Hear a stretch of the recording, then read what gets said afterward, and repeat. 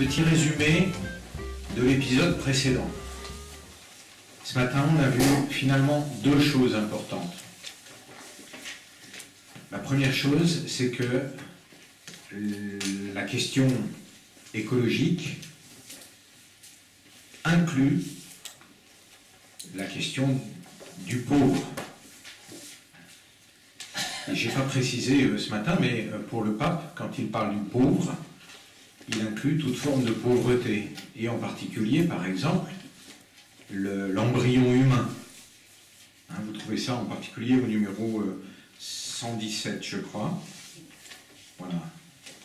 Il dit, quand on ne reconnaît pas dans la réalité même la valeur du pauvre, virgule, d'un embryon humain, virgule, d'une personne vivant une situation de handicap, pour prendre seulement quelques exemples, on écoutera difficilement les cris de la nature elle-même. D'accord? Donc, première chose, la question écologique est liée à la question de la pauvreté en particulier, sous toutes ses formes. Et on a dit, ça c'est non seulement quelque chose qui est affirmé dans l'encyclique, mais c'est quelque chose qui est présent dans la structure même de l'encyclique, qui en fait une encyclique sociale. D'accord? Donc, premier point de ce matin, c'est une encyclique sociale et l'écologie est liée à la question sociale parce qu'on ne peut pas séparer la nature de l'être humain qui fait partie de la nature et en particulier de la fragilité de l'être humain, de la pauvreté de l'être humain. D'accord? Ça c'est la première chose. Et puis deuxième chose qu'on a vue ce matin, c'est le fait que pour bien comprendre le problème, mais plus généralement pour bien comprendre la nature, on a besoin de plusieurs regards. Et qu'on a à l'heure actuelle une forme de réductionnisme dans notre regard, dans la conception qu'on a de la raison, et réductionnisme au regard mathématique, au regard biologique. Et donc le pape insiste sur le fait que pour aborder une question comme l'écologie, eh bien, il faut élargir notre regard, faire fonctionner ensemble tous les regards, et élargir même notre conception de la raison. Voilà. Et ça aussi, non seulement c'est affirmé explicitement dans l'encyclique, mais c'est même intégré dans la structure même de l'encyclique. Et c'est pour ça que vous avez le chapitre 1 qui est en parallèle du chapitre 2 et le chapitre 5 qui est en parallèle du chapitre 6. D'accord? Alors, j'ai résumé ça, parce que comme le faisait remarquer Jérôme, ce matin, on est déjà entré dans ce que c'est que la notion de l'écologie intégrale. Quand le pape parle d'une écologie intégrale ou d'une approche intégrale de l'écologie, eh bien, il entend en particulier ces deux points. C'est-à-dire qu'il faut intégrer dans la question écologique la question de la fragilité humaine et la question de l'homme. C'est ce que j'ai essayé de vous représenter dans le premier schéma de cette feuille-là. L'écologie intégrale, c'est, eh bien, premièrement, une vraie approche écologique qui va intégrer une approche sociale, qui va être aussi une approche sociale. Et puis, l'écologie intégrale, c'est aussi une réflexion qui ne laisse pas, il manque le pas, qui ne laisse de côté aucune branche des sciences et aucune forme de sagesse. Ce que j'ai essayé de représenter sur le deuxième schéma. Les petits dessins, c'est censé représenter un œil, mais je ne suis pas très artiste. D'accord? Voilà. Donc vous voyez, déjà ce matin, rien qu'en regardant un peu la structure de l'encyclique, on est déjà même rentré à l'intérieur, puisqu'on a vraiment deux choses qui sont très liées à ce que le pape appelle l'écologie intégrale, au fait d'avoir une approche intégrale de l'écologie. Le troisième schéma, c'est ce qu'on va voir maintenant. Si je reprends ce schéma-là, la structure, le plan de l'encyclique, cet après-midi, on va plonger un peu dans la partie du milieu. Donc, dans ce que le pape appelle la racine humaine de la crise écologique. Et puis, le chapitre, il intitule Une écologie intégrale, même si vous voyez, ce matin, on en a déjà dit quelque chose de ce que c'était que l'écologie intégrale. Voilà. Alors, pour rentrer dans le chapitre 3, la racine humaine de la crise écologique, eh bien, j'ai tout simplement pris le texte, pas tout à fait tous les numéros, mais au moins les premiers, et on va les lire ensemble. On ne va pas lire tout à fait tout. Sur la feuille que vous avez, normalement, il y a des choses qui sont soulignées. Vous avez des choses encadrées, vous avez des choses en vert et vous avez des choses en rouge. Les choses en vert, ce n'est pas forcément très lisible. J'espère qu'il n'y a pas trop de daltoniens parmi nous parce qu'ils ont du mal à le voir. Hein, mais je vous le signalerai. Donc je prends cette feuille qui est marquée 3e chapitre, la racine humaine de la crise écologique. D'accord ? Donc on se situe au début du chapitre 3, si bien que le pape a terminé le chapitre 1, qui est le regard scientifique sur le problème écologique, et le chapitre 2, qui est le regard théologique sur le problème écologique. Si vous ne les avez pas lus, je vous invite à les lire parce qu'ils sont très beaux. Et y compris le chapitre scientifique, qui est quelquefois un peu ardu, mais qui est très beau parce que tout le long, vous retrouvez ce souci du pape pour le pauvre. Tout le long. Dans la feuille que je vous ai donnée ce matin, vous savez, il y a les numéros dans lesquels on voit apparaître le mot pauvre ou pauvreté. Eh bien, le chapitre 1 dont je parle, qui est le chapitre sur l'approche scientifique, va des numéros 17 jusqu'à 50 et quelques. Eh bien, vous voyez que la plupart des citations du mot pauvre sont dans ce chapitre-là. Ça veut dire que dans le regard scientifique que porte le pape sur le problème écologique, eh bien, il y a sans arrêt ce regard sur l'impact que ça a sur le pauvre. Donc, lisez les chapitres 1 et les chapitres 2, ce n'est pas du tout le même regard, mais on est capable tout à fait des deux. Et on arrive donc au chapitre 3, où le pape dit, début du numéro 101, « Il ne sert à rien de décrire les symptômes de la crise écologique si nous n'en reconnaissons pas la racine humaine. » Donc, les 2 premiers chapitres, c'est une description des symptômes. Mais ça ne sert à rien si on ne va pas à la racine du problème. Il y a une manière de comprendre la vie et l'activité humaine qui a dévié et qui contredit la réalité jusqu'à lui nuire. Et c'est ça la racine que veut pointer le pape, c'est-à-dire une manière de comprendre la vie et l'activité humaine qui a dévié. Et c'est ça qu'il va travailler, et c'est ça qu'il appelle le paradigme technocratique. C'est une manière déviée de comprendre la vie et l'activité humaine.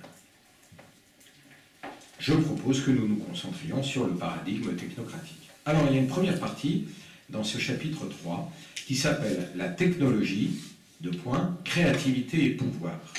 On va passer très vite là-dessus, mais dans cette partie, le pape dit 2 choses. Il va dire d'abord que la technologie, c'est quelque chose qui a apporté beaucoup de bienfaits. Et c'est très important de recueillir ça, parce que ça n'est pas, l'encyclique n'est pas une critique de la technologie en soi. Donc le pape dit, vous voyez j'ai souligné, au numéro 102, il est juste de se réjouir face à ces progrès et de s'enthousiasmer devant les grandes possibilités que nous ouvrent ces constantes nouveautés. Il vient de citer un certain nombre d'apports de la technologie. Au numéro 103, la technoscience, bien orientée, non seulement peut produire des choses réellement précieuses, mais encore, elle est capable de produire du beau. Ça c'est même un peu nouveau, je dirais. c'est qu'on reconnaît à la technologie, non seulement que ça peut apporter beaucoup de bien-être, mais ça peut même apporter de la beauté. C'est-à-dire d'aller même un peu plus loin que ce qu'on prête habituellement à la technologie. Mais, et ça c'est le numéro 104, nous ne pouvons pas ignorer que, et là il cite à nouveau un certain nombre d'apports de la technique, de la science et de la technique, que cela nous donne un terrible pouvoir. Mieux, cela donne à ceux qui en ont la connaissance,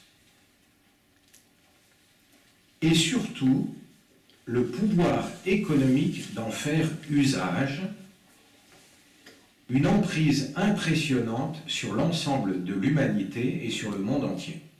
Donc, il est en train de dire, la technologie, ça apporte beaucoup de choses, y compris de la beauté, mais ça apporte aussi du pouvoir, qui peut devenir terrible. Ça apporte surtout du pouvoir à ceux qui ont connaissance. Donc là, on sent que déjà, il va y avoir un lieu de dérive possible, de séparation entre ceux qui ont la connaissance et ceux qui n'ont pas.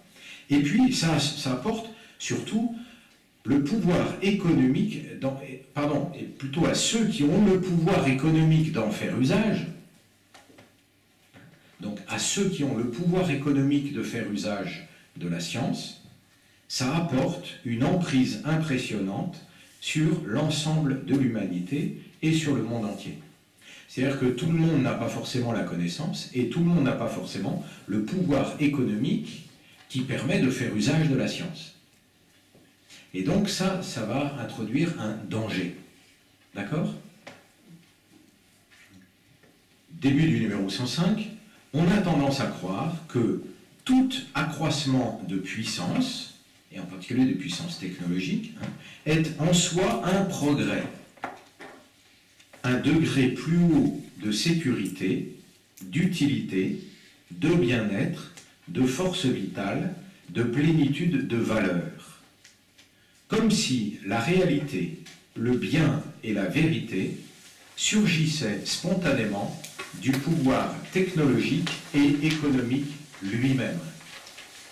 Voyez le dérapage là aussi du niveau technologique. On croit que le pouvoir technologique, eh bien, est automatiquement, l'accroissement du pouvoir économique et technologique, est automatiquement en soi un progrès.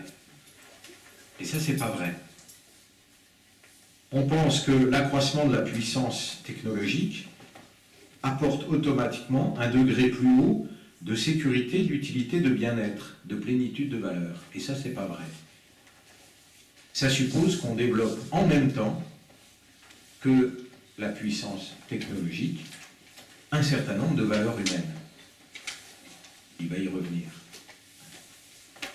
Alors, je continue en haut de la deuxième page, là, de la feuille que je vous ai donnée.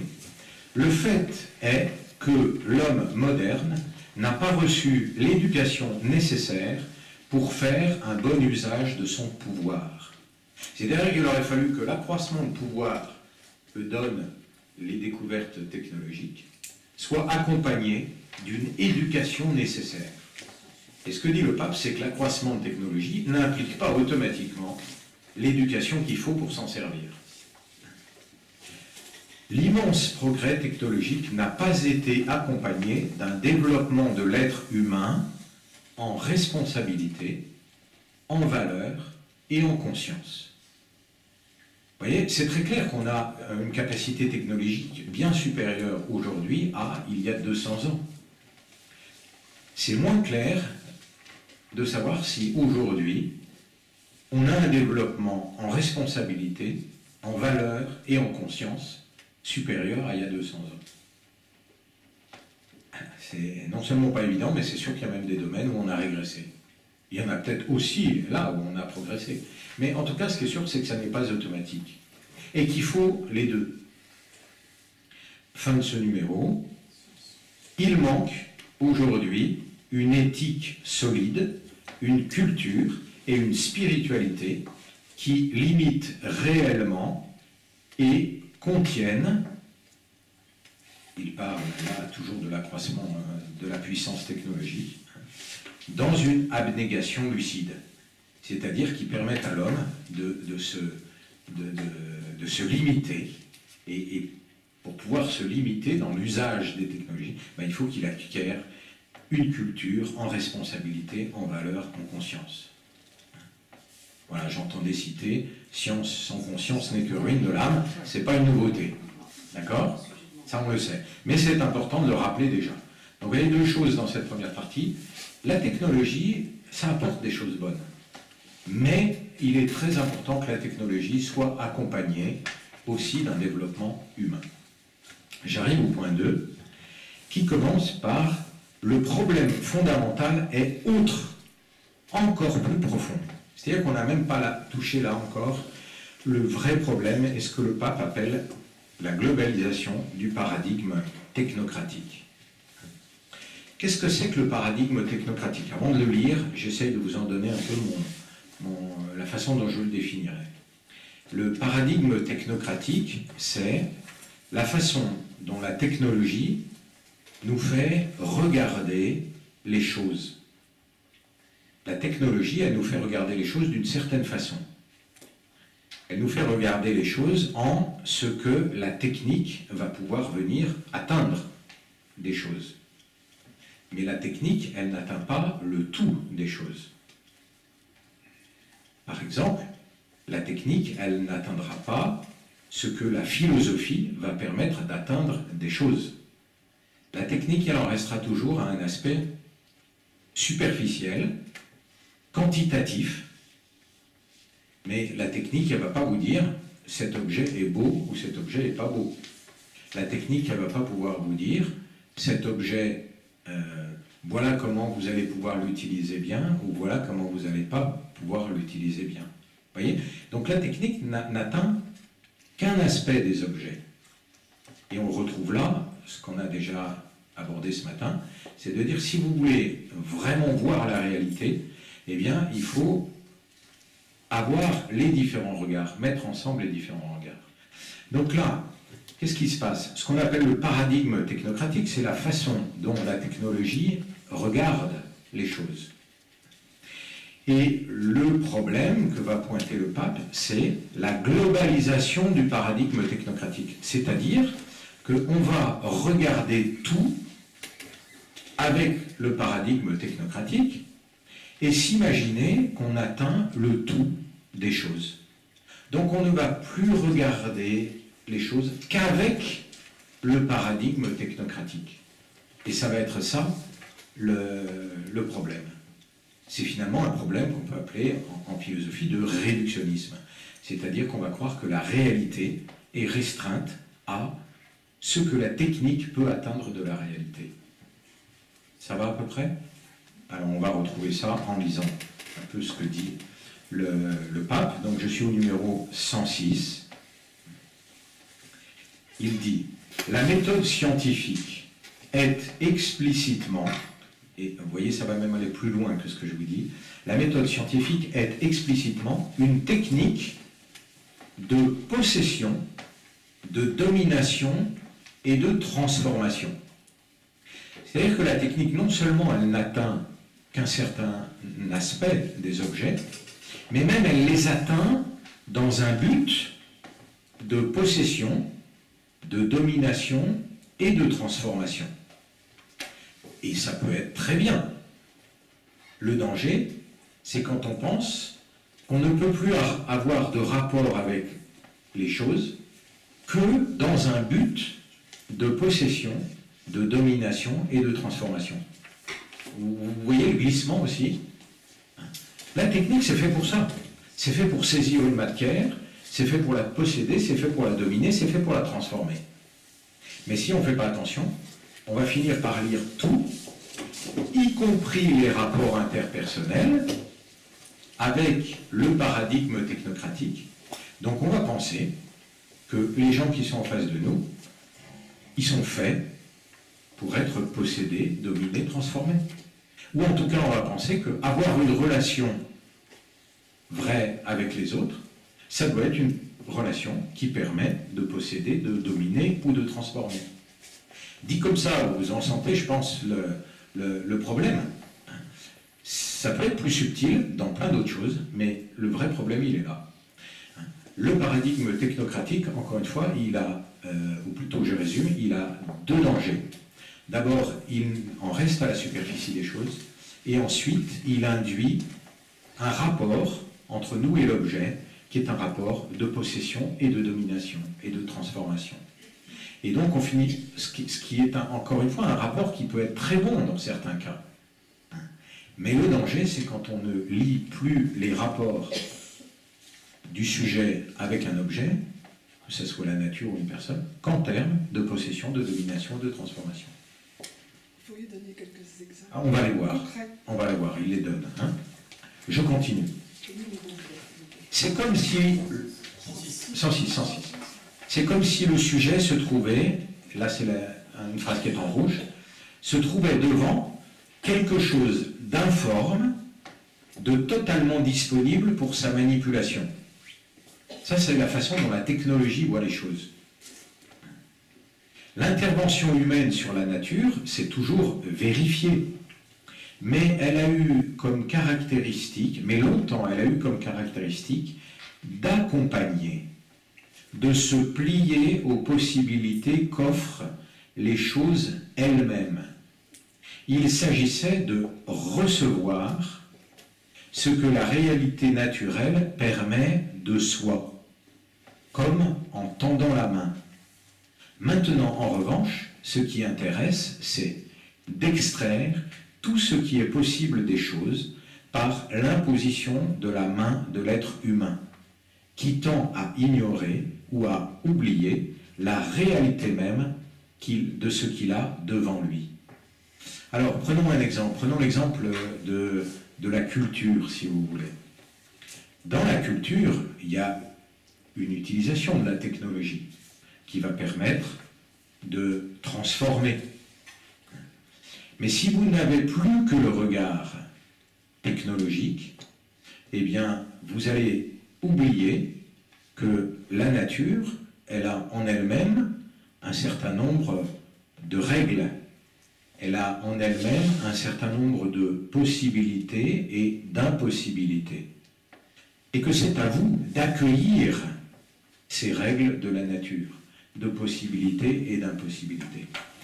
Le paradigme technocratique, il va consister à oublier ou ne pas vouloir voir, parce qu'on ne reçoit plus, on n'accueille plus rien, donc on oublie ou on ne veut pas recevoir ces règles, et on dit, non, je vais trouver un moyen de dominer et de transformer. Donc vous ne regardez plus la nature, y compris dans la culture, dans ce que peut faire un cultivateur, etc. Mais vous ne pensez les choses qu'en termes de transformation, au lieu de penser les choses aussi en termes de réception. Je regarde comment réagit la nature. Je regarde quelles sont les règles de la nature elle-même. Et je les accueille. Vous voyez? Donc on est dans « j'impose la main » et je ne suis plus dans « je tends la main » aussi. On n'est plus dans un accompagnement. Et un peu plus loin, le pape va dire « on est en fait dans un rapport d'hostilité, dès le départ, et y compris avec la nature. » Au lieu d'être dans un rapport de dialogue, je veux faire quelque chose, mais j'écoute aussi ce que la nature a à me dire. Ça va? Le paradigme technocratique, il consiste à ne voir que ma domination, ma transformation. Et on n'a plus le côté d'accueil, le côté d'écoute, le côté de réception. Donc, autrefois, il s'agissait de recevoir ce que la réalité naturelle permet de soi, comme en tendant la main.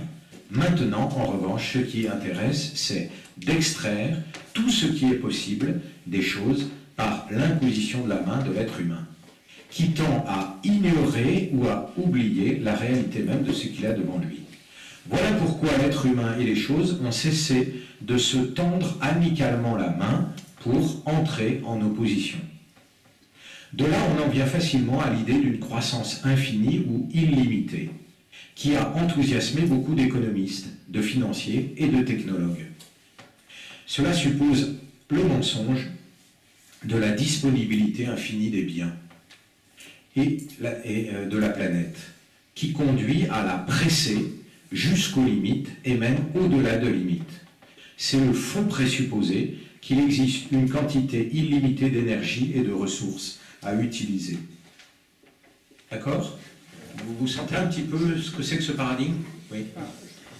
Pour être sûr que je vous ai bien compris, est-ce que je peux donner comme exemple, par exemple, l'assolement des terres? C'est-à-dire, un agriculteur, il va chercher à faire sa rentabilité, à la respecter, il va exiger de la terre sans réaliser ce dont la terre a besoin comme rythme, comme respiration, comme temps de reconstitution, etc. C'est ça. C'est exactement ça. Exactement ça. Exactement ça. Et vous voyez, ça suppose une attitude d'écoute, une attitude d'accueil. Alors, c'est une forme d'amitié, c'est-à-dire qu'on peut demander aussi, on attend quelque chose de la terre. On va la travailler vraiment. C'est nous qui allons essayer de produire quelque chose. Mais ça n'est pas le seul côté. On écoute aussi la terre. Dans une amitié, il y a deux côtés. Si vous oubliez l'autre côté, c'est plus de l'amitié. Et on tombe dans cette exploitation, cette domination. Donc c'est exactement cet aspect-là. Au numéro 107, faire de la méthodologie et des objectifs de la technoscience un paradigme de compréhension qui conditionne la vie des personnes et le fonctionnement de la société. C'est-à-dire que ce qu'on vient de découvrir, de décrire, qui s'applique en particulier à la Terre, eh bien, on va même aller jusqu'à l'appliquer dans le conditionnement de la vie des personnes et dans le fonctionnement de la société. On va appliquer ce moule à toute la réalité humaine et sociale. Et là, on va avoir une forme de réductionnisme qui affectera la vie humaine et la société dans toutes leurs dimensions. On le verra en particulier dans le travail. Le problème du travail, c'est qu'on va appliquer à cette réalité le paradigme technocratique. Pour le moment, je continue au numéro 107. Les objets produits par la technique ne sont pas neutres. Certains choix qui paraissent purement instrumentaux sont en réalité des choix sur le type de vie sociale que l'on veut développer. Bon, là, j'ai pris un peu des phrases, mais si je vous donne l'idée, c'est que le pape dit, le développement de la technologie, ça va nous donner des instruments techniques à notre disposition. Et le danger, c'est que ces instruments techniques, eh bien, vont nous cultiver dans ce paradigme technocratique. C'est-à-dire qu'on va assez facilement, à cause de ces instruments techniques, lire la réalité en termes technocratiques, suivant le paradigme technocratique. Je vous donne un autre petit exemple qui est cité, pas ici, mais dans l'encyclique, c'est l'exemple des rapports humains. Le téléphone portable, c'est un très bel instrument technologique, mais le danger, c'est que vous risquez petit à petit de penser qu'une relation humaine, ça n'est qu'un échange d'informations. Même si c'est dans les deux sens, ce n'est pas la totalité d'une relation humaine. Un ami, ce n'est pas juste quelqu'un qui est dans votre carnet d'adresse de votre téléphone portable. Un ami, c'est plus que ça. Vous voyez comment les objets de la technique, qui peuvent être très bons en soi, risquent de porter avec eux une façon de voir les choses qui restreignent la réalité à ce que l'instrument est capable de faire. L'instrument, il est capable que de faire ce que la technologie peut faire. Le danger, c'est que nous, on ne lise plus la réalité qu'à travers ça, qu'à travers cet instrument. Voilà. Donc le pape dit, c'est là la vraie racine du problème écologique, et vous voyez que c'est à la racine de beaucoup de problèmes sociaux aussi. Numéro 108, le paradigme technocratique est devenu tellement dominant qu'il est très difficile de faire abstraction de ses ressources Et il est encore plus difficile de les utiliser sans être dominé par leur logique. Essayez aujourd'hui de vivre sans téléphone portable, il y en a quelques-uns qui arrivent, il n'y en a pas beaucoup. Essayez d'utiliser un téléphone portable sans entrer dans la logique technocratique, c'est pas facile, dit le pape. Voilà. Il dit un peu plus loin, je ne l'ai pas souligné, mais il dit c'est devenu une vraie contre-culture. La technique a un penchant pour chercher à tout englober dans sa logique de faire. Et l'homme qui possède la technique sait, en dernière analyse, que ce qui est en jeu dans la technique, ce n'est ni l'utilité, ni le bien-être, mais la domination. Une domination au sens le plus extrême de ce terme. Vous voyez, il faut bien le comprendre. La technique, elle est liée à la domination. En soi, c'est pas un mal. On a besoin de technique pour dominer. Le problème, c'est quand on ne fait plus que de la technique et donc plus que de la domination. Les rapports humains ne deviennent plus que des rapports de dominant à dominé. Et c'est pas ça les rapports humains les plus profonds, les plus vrais. Ils cherchent à saisir les éléments de la nature comme ceux de l'existence humaine. La capacité de décision, la liberté la plus authentique et l'espace pour une créativité alternative des individus sont réduits. C'est très frappant de voir comment, aujourd'hui, on parle par exemple de la liberté des marchés. On dit qu'il faut libérer les marchés, etc. Bon, alors, on pense que ça va apporter une vraie liberté. Attention, si vous libérez derrière essentiellement un certain nombre de technologies, si vous libérez essentiellement une possibilité d'utiliser les technologies, eh bien, vous allez aller dans le sens d'un accroissement des dominations. Et on voit ça très bien dans les petits producteurs, par exemple, qui, du fait d'une liberté des marchés trop grande, eh bien, eux vont y perdre en liberté, parce qu'ils n'auront plus la liberté de créer leur petite entreprise et de la faire fonctionner. Vous voyez ? Donc la technologie apporte une forme de pouvoir, mais une forme de pouvoir qui a besoin d'être régulée par des choses plus hautes. Et si vous ne regardez plus ces régulations que la technologie ne peut pas apporter elle-même, eh bien on va apporter des rapports de domination et ça va se traduire par des défaillances de liberté qui peuvent être très graves dans un certain nombre de domaines.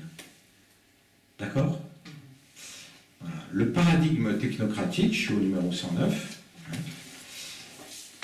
tend aussi à exercer son emprise sur l'économie et la politique. J'ai déjà un peu empiété sur la question de l'économie. L'économie assume tout le développement technologique en fonction du profit, sans prêter attention à d'éventuelles conséquences négatives pour l'être humain. Je passe un peu des choses. Les problèmes de la faim et de la misère dans le monde, alors on affirme que les problèmes de la faim et de la misère dans le monde auront une solution simplement grâce à la croissance du marché. Vous voyez ? Là, on est typiquement dans l'erreur du paradigme technocratique. Et ceux qui n'affirment pas cela en parole le soutiennent dans les faits quand une juste dimension de la production, une meilleure répartition des richesses, une sauvegarde responsable de l'environnement et les droits des générations futures ne semblent pas les préoccuper. Par leur comportement, ils indiquent que l'objectif de maximiser les bénéfices est suffisant. Mais le marché ne garantit pas en soi le développement humain intégral ni l'inclusion sociale. Ça va ça ?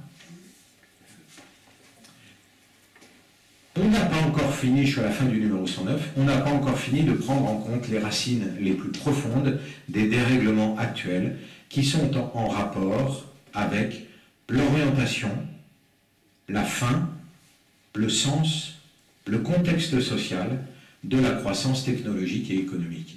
Vous voyez, finalement, le paradigme, l'erreur de la lecture technocratique, de la croissance technologique elle-même, et de l'économique, c'est de ne plus voir dans ces réalités mêmes la question de son orientation, la question de sa finalité, la question de son sens, la question du contexte social, c'est-à-dire de tout ce que ça va avoir comme impact sur l'humain. Donc, la technique, elle est bonne en soi, à condition qu'on garde ces éléments-là. La question de l'orientation, la question des fins, la question du sens, la question du contexte social. En se disant bien que ces choses-là, eh bien, ce n'est pas les choses que la technologie va nous permettre de saisir, en tout cas dans leur vraie profondeur. D'où l'importance de mettre à côté de la technologie un certain nombre de choses qui vont nous permettre de regarder, y compris dans une nouvelle innovation technologique, quelle orientation on va lui donner, quelle fin ça va avoir, quel sens on lui donne, qu'est-ce que ça va entretenir comme relation avec l'humain et avec les profondeurs de l'humanité. Vous voyez ? Numéro 110, la spécialisation de la technologie et la fragmentation des savoirs sert dans la réalisation d'applications concrètes. Il y a un phénomène aussi avec la science et la technologie, c'est le phénomène de spécialisation. Plus vous développez la science, et plus vous allez vous spécialiser. Aujourd'hui, vous n'avez plus personne qui est un spécialiste dans toutes les sciences. C'est devenu impossible. Et c'est une pente normale. Et c'est une pente qui est bonne. Il faut se spécialiser dans tel ou tel aspect si vous voulez vraiment le développer. Mais il faut être conscient de ce phénomène de spécialisation et de fragmentation. La fragmentation des savoirs sert dans la réalisation d'applications concrètes. Mais elle amène en général à perdre le sens de la totalité, le sens des relations qui existent entre les choses, le sens d'un horizon large qui devient sans importance. Vous voyez aussi le paradigme technocratique, du fait de la fragmentation qu'introduit la technologie, eh bien, nous fait perdre de façon globale le sens de la totalité, le sens de toutes les relations qui sont entre les choses, le sens d'un horizon large. Une science qui prétendrait offrir des solutions aux grandes questions devrait nécessairement prendre en compte tout ce qu'a produit la connaissance dans les autres domaines du savoir, y compris la philosophie et l'éthique sociale. La vie est en train d'être abandonnée aux circonstances conditionnées par la technique, comprise comme le principal moyen d'interpréter l'existence. Dans la réalité concrète qui nous interpelle, divers symptômes apparaissent qui montrent cette erreur, comme la dégradation de l'environnement, l'angoisse, la perte du sens de la vie et de la cohabitation. Donc là, le pape est en train de dire, vous voyez, là on s'intéresse à l'écologie, on voit bien qu'il y a un problème avec l'environnement. En fait, il y a d'autres problèmes qui sont graves dans notre monde, et il cite l'angoisse, l'accroissement incroyable du taux de suicide, c'en est un symptôme, la perte du sens de la vie, ça aussi, ça conduit au suicide, l'exclusion, le pape n'arrête pas de dire, on est dans une espèce de culture de l'exclusion, et bien tout ça, il le ramène au même paradigme technocratique. C'est parce que nous nous laissons embarquer par la technique qui, au lieu de rester aux mains de l'humain, comme un outil parmi d'autres qui nous sont donnés pour comprendre la réalité et pour la gérer, eh bien, nous happe et nous laissons embarquer nous-mêmes dans la technique, et nous ne voyons plus les choses qu'en termes techniques, et nous ne cherchons plus à régler les choses qu'en termes techniques. Et ça nous fait perdre de plus en plus un certain nombre de dimensions humaines qui non seulement sont importantes, mais sont même essentielles. Donc, d'où l'angoisse, d'où la perte du sens de la vie, d'où la perte de la cohabitation, d'où, etc. D'accord ? La culture écologique, numéro 111, ne peut pas se réduire à une série de réponses urgentes et partielles. Donc là, on va se dire, bon ben, qu'est-ce qu'il faut faire ? Mais en particulier, on voit bien qu'on ne peut pas se contenter de réduire la culture écologique à une série de réponses urgentes et partielles. Elle devrait être un regard différent, une pensée, une politique un programme éducatif, un style de vie et une spiritualité qui constituerait une résistance face à l'avancée du paradigme technocratique. On ne résistera au paradigme technocratique que en élargissant notre horizon et en redonnant de la place à tout ce qui n'est pas la technologie, c'est-à-dire un regard humain, une pensée, la politique, un programme éducatif, un style de vie, une spiritualité. Remarquez bien que la politique elle-même, elle s'est faite embringuer dans le regard technocratique. La politique elle-même, elle s'est mise au service de l'économie qui embraye le pas de la technologie. Bon, j'en décris pas un certain nombre de symptômes, on pourrait, il le fait un petit peu au numéro 109, mais vous pourrez le voir vous-même. J'en suis au niveau 112. Il est possible, regard d'espérance, toujours, il est possible d'élargir de nouveau le regard. Et la liberté humaine est capable de limiter la technique. Nous sommes encore libres et donc capables de limiter la technique, de l'orienter, comme de la mettre au service d'un autre type de progrès, plus sain, plus humain, plus social, plus intégral. La libération par rapport au paradigme technocratique régnant a lieu de fait en certaines occasions, par exemple, quand des communautés de petits producteurs optent pour des systèmes de production moins polluants, en soutenant un mode de vie de bonheur et de cohabitation non consumériste, ou bien quand la technique est orientée prioritairement pour résoudre les problèmes concrets des autres, avec la passion de les aider à vivre avec plus de dignité et avec moins de souffrance. Vous voyez, donc le pape il cite déjà un certain nombre de choses qui, peut-être, sont petites, mais montrent que la liberté humaine a quand même ce pouvoir de se sortir de ce paradigme technocratique. Ce qui, vous l'avez noté au passage, ne suppose pas de refuser toute technologie, mais de la remettre à sa place et de l'orienter comme il faut. Au niveau 113, l'accumulation des nouveautés continuelles consacre une fugacité qui nous mène dans une seule direction, à la surface des choses. Il devient difficile de nous arrêter pour retrouver la profondeur de la vie. Alors là, je suis passé assez vite, mais le pape récupère une dimension ici, ou pointe plutôt une dimension du paradigme technocratique, c'est celle de la rapidité. Il dit, c'est sûr qu'à l'heure actuelle, la technologie, elle nous permet une certaine rapidité. Mais du coup, elle nous fait vivre aussi avec la rapidité de la technologie. Et en nous faisant vivre avec la rapidité de la technologie, eh bien, ça nous permet encore moins de récupérer ces autres dimensions, plus fondamentalement humaines, mais elles qui demandent du temps. Accueillir ce que dit la nature, ça demande du temps.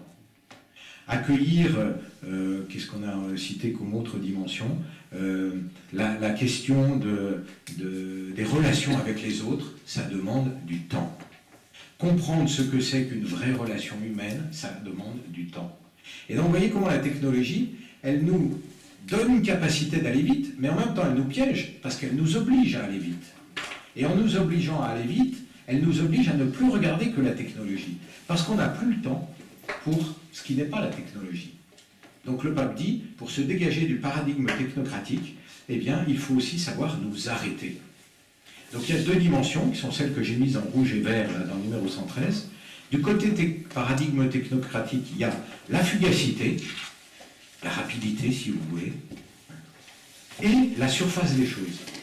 Et dans la culture contraire, il y a savoir nous arrêter pour retrouver la profondeur de la vie. Numéro 114. Ce qui arrive en ce moment nous met devant l'urgence d'avancer dans une révolution culturelle courageuse. La science et la technologie peuvent se configurer de différentes manières. Personne ne prétend vouloir retourner à l'époque des cavernes. Cependant, il est indispensable de ralentir la marche pour regarder la réalité d'une autre manière, recueillir les avancées positives et durables, et en même temps récupérer les valeurs et les grandes finalités qui ont été détruites par une frénésie mégalomane.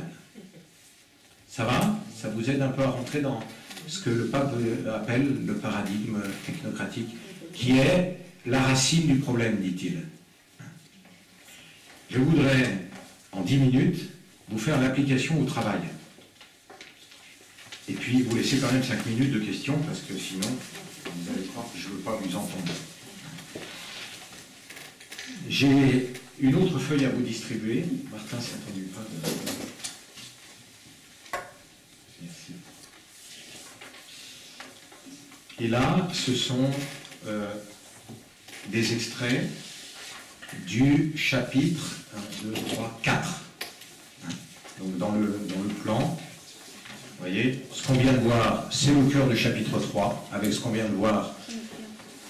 Je pense que vous lisez facilement tout le reste du chapitre 3. Et là, non pardon, excusez-moi, ce que je vous donne là, c'est encore dans le chapitre 3, c'est la nécessité de préserver le travail. C'est-à-dire que c'est une application, si vous voulez, du problème, du paradigme technocratique à la question du travail. Mais ça va nous permettre d'entrer encore mieux dans ce que c'est que le paradigme technocratique, et je vous dirai pourquoi ça nous intéresse particulièrement ici. Voilà, donc vous devez avoir cette feuille-là qui est intitulée « La nécessité de préserver le travail ». Début du numéro 124. Dans n'importe quelle approche d'une écologie intégrale qui n'exclut pas l'être humain, intégrale, ça veut dire au moins que ça inclut l'être humain, il est indispensable d'incorporer la valeur du travail. Pourquoi? Parce que le travail, c'est ce qui met en contact l'être humain avec la nature, pour la part essentielle. Donc, ce qu'on vient de dire du paradigme technocratique, ça va en particulier forcément toucher la réalité du travail. Et vous voyez déjà, avant même de lire ça, à l'heure actuelle, notre culture, elle va vers la suppression du travail. Vous avez des gens très sérieux qui nous prédisent une société dans laquelle il n'y aura plus de travail. Il y a des gens qui disent attention, et il y a des gens qui disent ça sera très bien. La technologie va nous permettre de remplacer le travail. Alors, sans aller jusque-là, la multiplication des robots, etc., on le sait, supprime des postes de travail. Alors, est-ce que c'est bien? Est-ce que c'est pas bien? On peut se dire, c'est pas bien parce que ça crée du chômage. Et c'est vrai que le chômage, on peut l'apparenter au problème écologique. C'est ce qu'on va faire. Hein. Mais on peut dire aussi, ouais, mais c'est très bien parce qu'on va peut-être trouver les moyens d'organiser la société d'une façon différente, hein, où on pourra vivre très bien. Il y a des gens qui disent qu'il suffirait de supprimer l'argent en même temps qu'on supprime le travail, et du coup ça permettrait de vivre complètement avec les robots qui font tout, et nous on n'en a plus besoin. Vous savez, on peut construire des modèles comme ça. Ce que va dire le pape là, c'est de dire attention, parce qu'on est pleinement dans le paradigme technocratique, c'est-à-dire qu'on va perdre aussi, en perdant le travail, on va perdre des valeurs humaines. C'est-à-dire que le travail en lui-même est porteur de valeurs humaines, mais porteur de valeurs humaines qui ne sont pas visibles par la technologie. Donc, ce n'est pas la technologie qui va chercher à les défendre. Donc, si on se laisse embringuer dans le paradigme technocratique, c'est normal qu'on les perde de vue. Voilà. Alors, je suis dans le numéro 124. L'intervention humaine qui vise le développement prudent du créé est la forme adéquate d'en prendre soin. Qu'est-ce que veut dire le pape là? Il dit, vous voyez, le travail, c'est la meilleure façon de prendre soin de la création. Parce que quand vous la travaillez, la création, vous en prenez aussi la responsabilité. La meilleure façon de prendre soin de la création, c'est pas de la laisser complètement elle-même. Le pape a rappelé juste avant, je pensais le sauter, mais il faut quand même que j'en parle, que dans le livre de la Genèse, Dieu crée l'homme, et le place dans le jardin pour qu'il le cultive. Et là, on est au paradis terrestre. Le paradis terrestre inclut le fait de travailler la terre. Qu'est-ce qui va se passer après la chute, après le péché originel? C'est que le travail va devenir pénible. Au début, il n'était pas, mais on était fait pour le travail, parce que ça fait partie de notre dignité, et ça fait partie du bonheur de la création. La création est faite pour être travaillée par l'homme, mais pour être travaillée à l'écoute de la création, dans un rapport d'amitié avec la création. Le travail, je suis au milieu du numéro 127, devrait être le lieu du développement personnel, pardon, un peu au-dessus, quand la capacité de contempler et de respecter, deux choses qui sont balayées par le paradigme technocratique, quand la capacité de contempler et de respecter est détériorée chez l'être humain, les conditions sont créées pour que le travail soit défiguré. Si on perd la capacité de contempler et de respecter, eh bien les conditions de travail vont être détériorées. Le travail devrait être le lieu du développement personnel où plusieurs dimensions de la vie sont en jeu, et il en cite 6, la créativité, la projection vers l'avenir, le développement des capacités, la mise en pratique des valeurs, la communication avec les autres et une attitude d'adoration. Voilà les valeurs qui sont portées par le travail et que la technologie ignore. Et c'est normal, ce n'est pas son rôle. Mais si on se laisse embringuer par la technologie, eh bien on va ignorer ça. Il y a des gens qui ne se sont jamais posé la question, mon travail, qu'est-ce qui me permet comme créativité? Et pourtant, c'est une des valeurs essentielles qu'apporte le travail. Le travail, il est fait pour quoi? Le travail, il est fait pour me permettre d'être créateur. Parce que je suis fait pour être créateur. Je suis fait pour être co-créateur. Et j'ai été créé à l'image de Dieu créateur. Si je suis créé à l'image de Dieu créateur, ça veut dire que je suis fait pour être créateur. Et mon travail doit me permettre de mettre ça en valeur. Eh bien, le paradigme technocratique a fait que, comme ce n'est pas ça qui permet le plus de production, eh bien, on a éliminé cette partie-là. Et du coup, on a des tas de conditions de travail qui ne sont pas du tout des conditions qui permettent la créativité. La créativité du type qui travaille à la chaîne et qui serre ses boulons, elle n'est pas évidente à trouver, hein, pour le regard extérieur, mais même pour celui qui le fait. Voilà, eh bien, on a mal organisé le travail, là. Et alors, à la longue, ça va se sentir, parce que l'être humain, il est fait pour être créateur. Et là, on le met dans une création, dans une situation inhumaine. Donc, va se multiplier eh bien, les dépressions, les suicides, les machins, etc. La créativité, la projection vers l'avenir, le développement des capacités, la mise en valeur, la mise en pratique de valeur, la communication avec les autres, et jusqu'à une attitude d'adoration. Le travail est fait pour nous entraîner dans une attitude d'adoration. Parce que l'agriculteur qui travaille sa terre, eh bien, il y a des moments où il s'arrête pour contempler, parce que c'est extraordinaire ce que la terre est capable de produire. Voilà. Eh bien, le travail est fait pour ça. Nous sommes appelés au travail dès notre création. On ne doit pas chercher à ce que le progrès technologique remplace de plus en plus le travail humain, car ainsi l'humanité se dégraderait elle-même. Le travail est une nécessité, il fait partie du sens de la vie sur cette terre, chemin de maturation, de développement humain et de réalisation personnelle. Voilà. Bah, vous lirez le reste, parce que là, si je vous lis, je mange les 5 dernières minutes qui nous restent. Mais, vous voyez, je disais, c'est une dimension moi, qui me touche beaucoup, parce que ici, au sanctuaire de Montligeon, vous savez que la question du travail a été, dès le départ, au cœur de l'abbé Buguet. L'abbé Buguet, il voulait donner du travail à ses paroissiens. Pourquoi? Pas uniquement parce qu'en les gardant, il aurait plus à la quête. Je caricature, mais on pourrait penser un peu comme ça. Si on raisonne en paradigme technocratique, pourquoi il voulait garder ses paroissiens? Pourquoi le curé va avoir plus de paroissiens? Parce que ça tourne mieux, la paroisse. C'est pas ça. C'est pas ça, en tout cas pas dans la pensée chrétienne, et je ne connais pas beaucoup les écrits de l'abbé Buguet, mais je lui fais la grâce de penser que chez lui c'était plus que ça. C'était parce qu'il savait la valeur humaine du travail. Il savait qu'en perdant du travail dans un village, eh bien, vous ne perdez pas que des habitants en chiffres, mais vous perdez tout un tissu du village. C'est précisément toutes ces dimensions qu'on va perdre.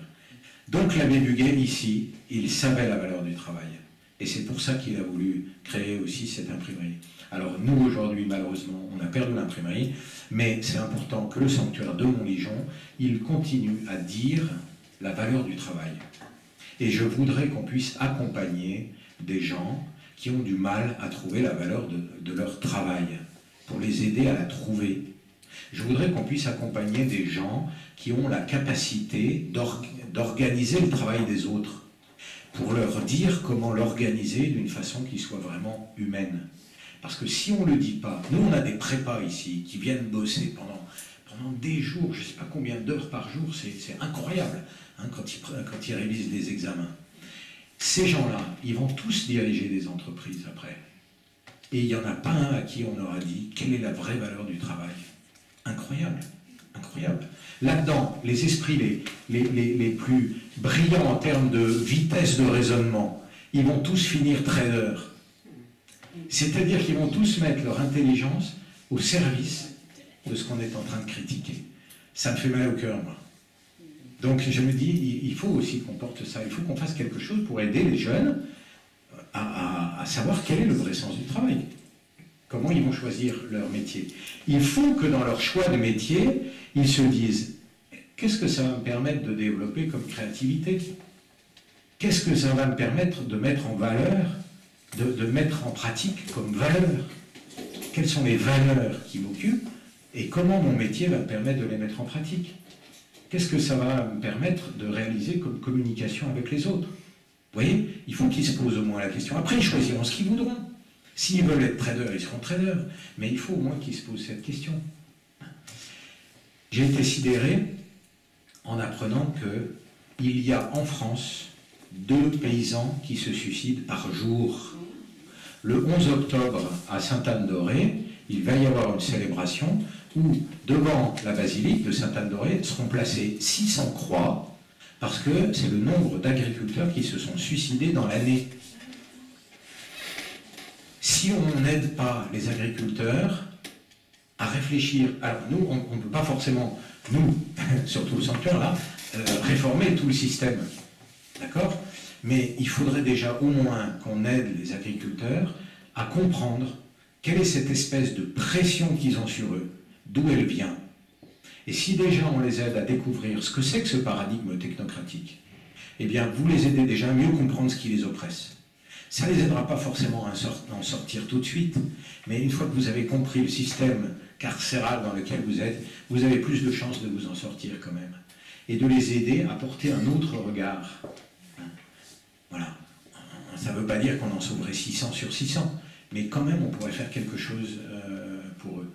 Voilà, voilà pourquoi, ici au sanctuaire, je souhaite qu'on porte en particulier cette dimension de la valeur humaine du travail, qui est très atteinte par ce qu'on vient de décrire du paradigme technocratique. Et on est dans la même logique que le problème écologique. Alors, le dernier schéma que je vous ai fait, hein, il essaye de dire ça, c'est-à-dire que dans le rapport entre l'homme et la nature, il y a la question de la croissance économique, il y a la question du travail, et que là-dessus, sur ces réalités, la croissance économique et le travail, eh bien, on doit porter et ne pas oublier la pluralité des regards. Et une écologie intégrale, c'est une écologie qui va prendre en compte l'orientation, la fin, le sens, le contexte social de la croissance technologique et économique. Et c'est aussi retrouver la dimension humaine, j'aurais pu mettre même les dimensions humaines du travail. Voilà. Voilà ce que le pape entend par écologie intégrale à divers niveaux.